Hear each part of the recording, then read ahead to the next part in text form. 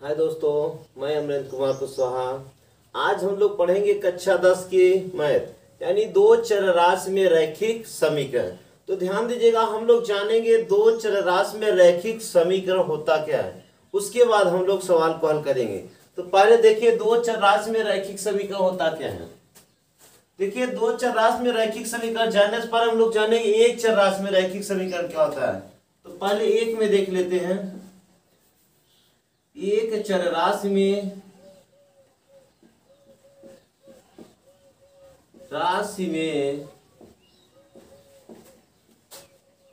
रैखिक समीकरण। तो यहां पर ध्यान दीजिएगा, हम लोग एक एग्जांपल ले रहे हैं। एग्जांपल में जैसे दे दिए x + 5 = 2। दूसरा हो गया y - 3 = 4। अब यहाँ ध्यान दीजिएगा, यहाँ एक ही चर दिख रहा, चाहे x दिखे या फिर y दिखे। तो हम यहाँ से क्या कहेंगे, ऐसा समीकरण जिसमें चर की सबसे बड़ी घात एक हो उसे एक चर राशि में रैखिक समीकरण कहते हैं या रैखिक समीकरण कहते हैं। फिर से ध्यान दीजिएगा, इसे और तरीके से भी हम बता सकते हैं। कैसे, ध्यान दीजिएगा, ऐसा समीकरण जिसमें एक चर राशि हो और उसकी सबसे बड़ी घात एक हो उसे एक चर राशि में रैखिक समीकरण कहते हैं। और देखिए अब यहां से लोग देखेंगे दो चर राशि में रैखिक समीकरण। तो दो चर राशि में रैखिक समीकरण देखिए क्या होगा। दो चर राशि में रैखिक समीकरण देखिए, जैसे 5x + 2y = 3, 7x - 5y = 7। अब यहां पर देखिए दो चर राशि में रैखिक समीकरण क्या दिख रहा है। यहां पर देखिए x और y दो चर दिख रहे हैं और उनकी सबसे बड़ी घात कितनी दिख रही है। तो हम कहेंगे क्या, ऐसा समीकरण जिसमें दो चर राशि हो और उनकी सबसे बड़ी घात एक हो उन्हें दो चर राशि में रैखिक समीकरण कहते हैं। फिर से ध्यान दीजिएगा, ऐसा समीकरण जिसमें दो चर राशि हो और उनकी सबसे बड़ी घात एक हो उन्हें दो चर राशि में रैखिक समीकरण कहते हैं। ध्यान दीजिएगा, दो चर राशि में रैखिक समीकरण को हल करने के कुछ नियम है। देखिए इसके कुछ नियम क्या है। पहला इसका नियम है, यदि द्विघात समीकरण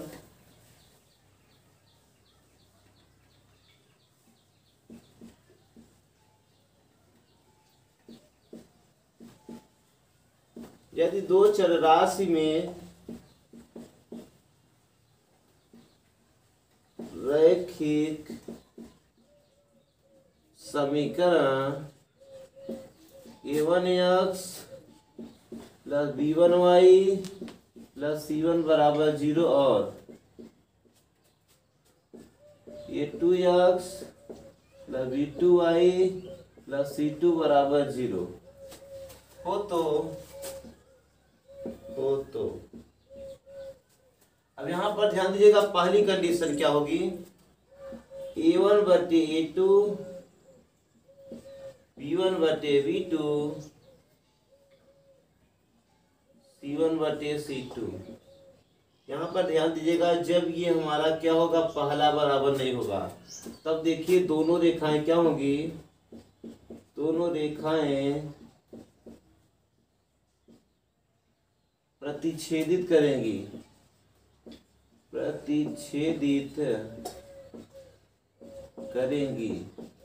और ध्यान दीजिएगा, जब a1/a2 does not equal b1/b2 होगा, इस स्थिति में दोनों रेखाएं एक दूसरे को क्या करेंगी, प्रतिच्छेदित करेंगी। और जब प्रतिच्छेदित करेंगी तो क्या होंगी, संगत होंगी।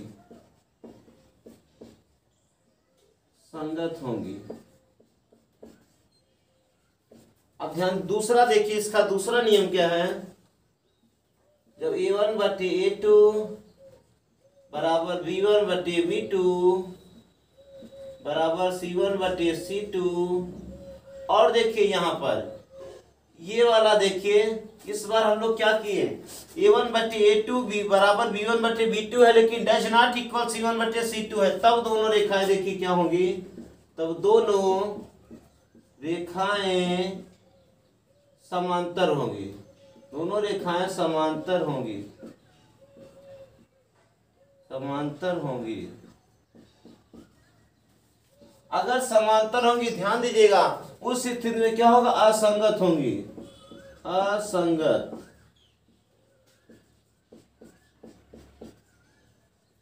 देखिए समांतर का मतलब हुआ क्या, जैसे दो रेखाएं दी है, एक रेखा हो गई ये और दूसरी रेखा ये हो गई, इनके बीच की दूरी क्या होगी, समांतर होगी, यानी ये दोनों एक दूसरे को कभी स्पर्श नहीं करेंगी, तब यानी x y का कोई मान निकालना संभव नहीं है। इसमें क्या था, दोनों रेखा प्रतिच्छेदित करेंगी, मतलब एक रेखा ये हो गई, दूसरी रेखा ऐसे इसको काटेगी, मतलब इसका एक क्या होगा, एक हल निकालना संभव है।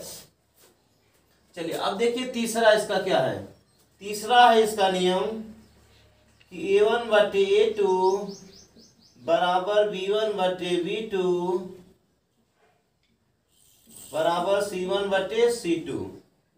तो ध्यान दीजिएगा, जब ये स्थिति दिखेगी, जब ये स्थिति दिखेगी तब यहां पर क्या होगा, दोनों रेखाएं इस स्थिति में क्या होंगी, समपाती होंगी, दोनों रेखाएं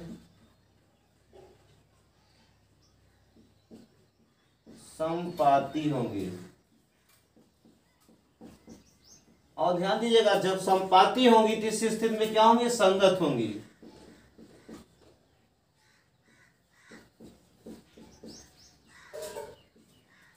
फिर से एक बार समझने की कोशिश कीजिएगा। देखिए दो चरराशि में रैखिक समीकरणों को हल करते समय यदि इस रूप में दिखे, क्या दिखे, इस रूप में दो समीकरण दिखे, तो उसकी तुलना हम क्या करते हैं, a1x plus b1y plus c1 बराबर 0 और a2x plus b2y plus c2 बराबर 0 से करने के बाद हम इस पे चेक करेंगे, यदि a1/a2 does not equal b1/b2 दिखेगा तो दोनों रेखाएं क्या होंगी, प्रतिच्छेदित करेंगी, यानी जब प्रतिच्छेदित करेंगी तो दोनों रेखाएं क्या होंगी, संगत होगी। दूसरा नियम देखिए, जब a1/a2 बराबर b1/b2 does not equal c1/c2 होगा, तब दोनों रेखाएं क्या होंगी, समांतर होंगी, और समांतर होंगी तो उसकी असंगत होंगे। ध्यान दीजिएगा, तब दोनों रेखाएं क्या होंगी, असंगत होंगी, क्योंकि समांतर की स्थिति में दोनों रेखाओं का हल संभव नहीं होता है। अब ध्यान दीजिएगा, अगर a1/a2 बराबर b1/b2 बराबर c1/c2 दिखे तो दोनों रेखाएं क्या होती हैं, समपाती होती हैं। समपाती का मतलब दोनों रेखाएं एक ही पर आ जाती हैं, पहली रेखा पर ही दूसरी रेखा, तब इसके क्या होंगे, परिमित रूप से अनेक हल होंगे। ध्यान दीजिएगा, अब हम लोग जानेंगे कि दो रैखिक समीकरणों को हल करने के कितने नियम हैं। तो ध्यान दीजिएगा, दो रैखिक समीकरणों को हल करने के 3 नियम है। देखिए कौन कौन, एक एक करके हम लोग जानेंगे।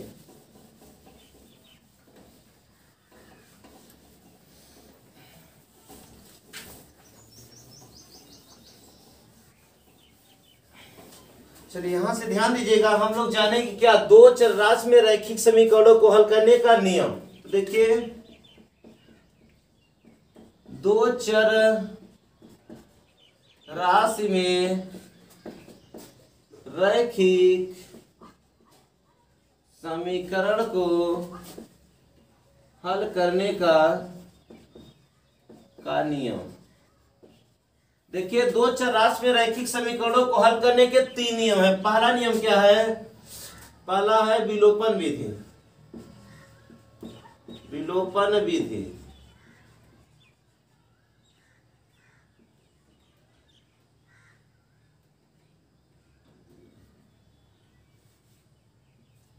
दूसरा ध्यान दीजिएगा, इसका दूसरा जो है, इसका दूसरा है प्रतिस्थापन विधि।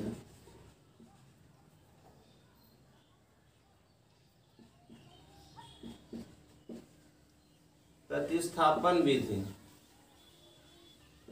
इसका जो तीसरा है वो हमारा वज्र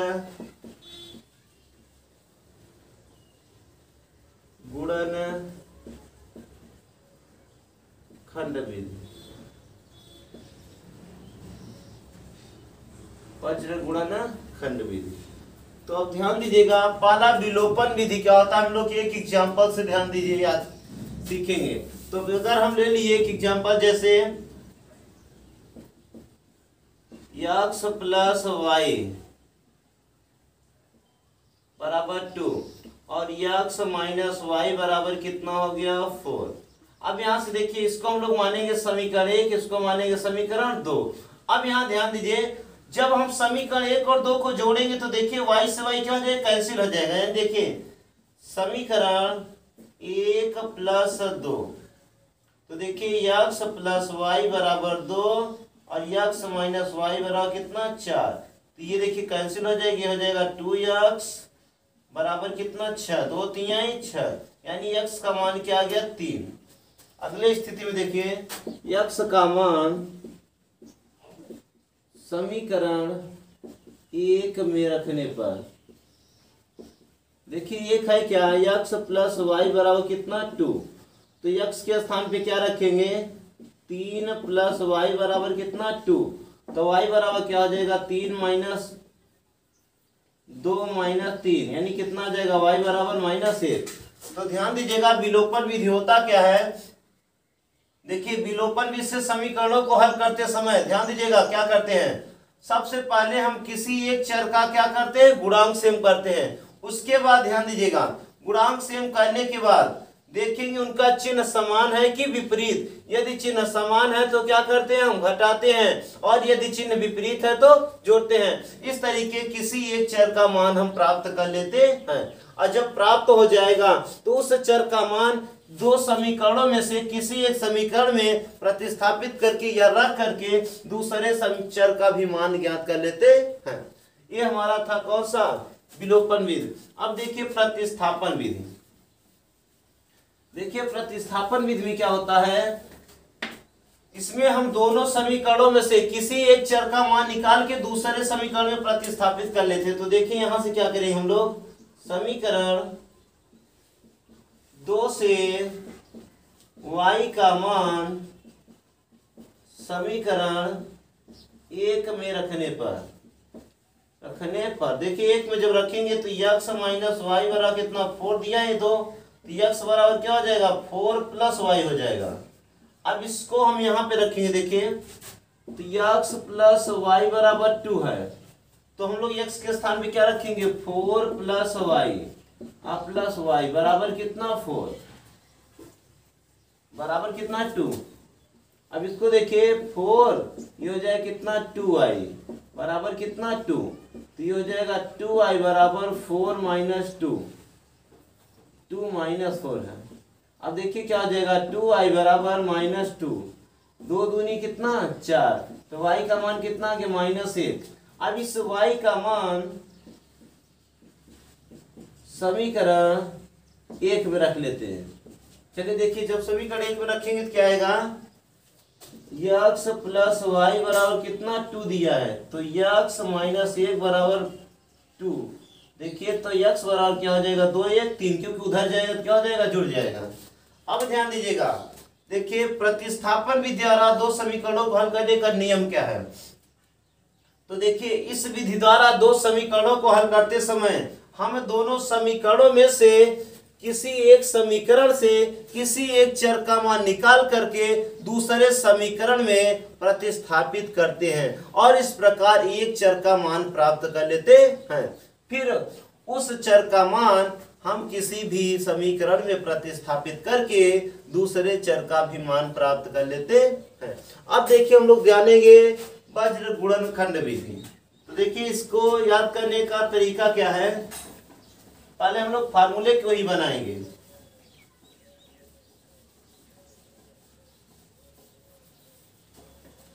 तो देखिए वज्र गुणनखंड विधि कैसे बनाएंगे हम लोग।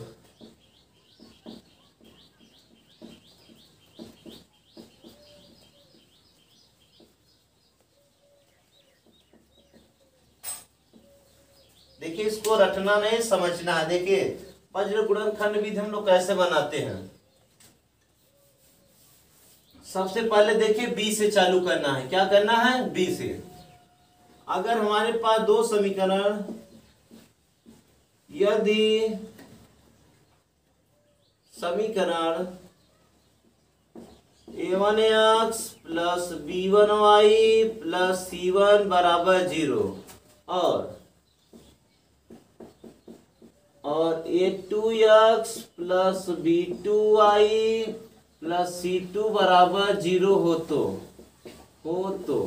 अब देखिए समीकरण कैसे बने। हम लोग b से चालू करें। देखिए b1 लिखेंगे, c1 लिखेंगे, देखिए a के बाद b के बाद क्या आएगा, c आएगा, c के बाद a आएगा, उसके बाद फिर क्या आएगा, b आएगा, b1।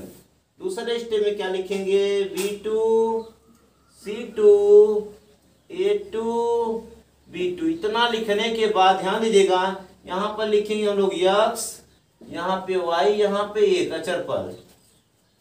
अब देखिए क्रॉस मल्टीप्लिकेशन होगा, ध्यान दीजिएगा, समझिएगा, ये भी ऐसे क्रॉस होगा गुणा। फिर ध्यान दीजिए हम लोग किए क्या, b1 c1 a1 b1, फिर b2 c2 a2 b2, फिर क्रॉस मल्टीप्लिकेशन। तो देखिए यहां से x बटे देखिए क्या मिलेगा, b1 c2 minus b2 c1 बराबर y बटे, यहां से देखिए क्या होगा, c1 a2 या a2 c1 minus a1 c2, फिर बराबर अचर पद 1 बटे, यहां से देखिए a1 b2 minus a2 b1। फिर उसके बाद हम इस समीकरण में इन चरों के गुणांकों को स्थापित करके x y z का मान प्राप्त कर लेते हैं।